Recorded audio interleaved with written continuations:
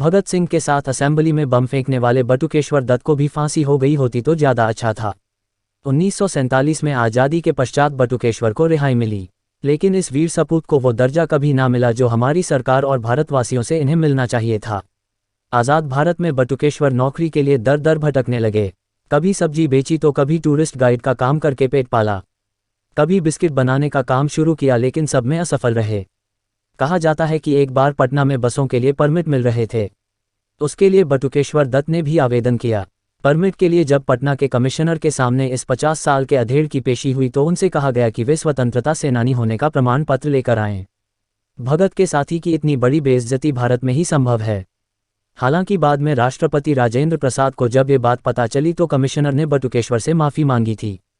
1963 में उन्हें विधान परिषद का सदस्य बना दिया गया, लेकिन इसके बाद वो राजनीति की चकाचौंध से दूर गुमनामी में जीवन बिताते रहे। सरकार ने इनकी कोई सुध ना ली।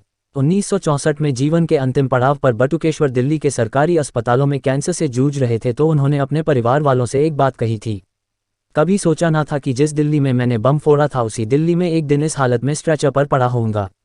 मैं देशवासियों का ध्यान इनकी ओर दिलाया चाहता हूं कि किस तरह एक क्रांतिकारी को जो फांसी से बाल बाल बच गया, जिसने कितने वर्ष देश के लिए कारावास भोगा, वह आज नितांत दयनीय स्थिति में अस्पताल में पड़ा एड़ियां रगड़ रहा है और उसे कोई पूछने वाला नहीं है। जब भगत सिंह की मां अंतिम वक्त में उनसे मिलने पहुंची तो भगत सिंह की मां से उन्होंने सिर्फ एक बात कही, मेरी इच्छा है कि मेरा अंतिम संस्कार भगत की समाधि के पास ही किया जाए। उनकी हालत लगातार बिगड़ती गई। 17 जुलाई को वे कोमा में चले गए और 20 जुलाई 1965 की रात 1:50 पर उनका देहांत हो गया। भारत पाकिस्तान सीमा के पास पंजाब के हुसैनीवाला स्थान पर भगत सिंह, सुखदेव और राजगुरु की समाधि के साथ ये गुमनाम शख्स आज भी सोया हुआ है।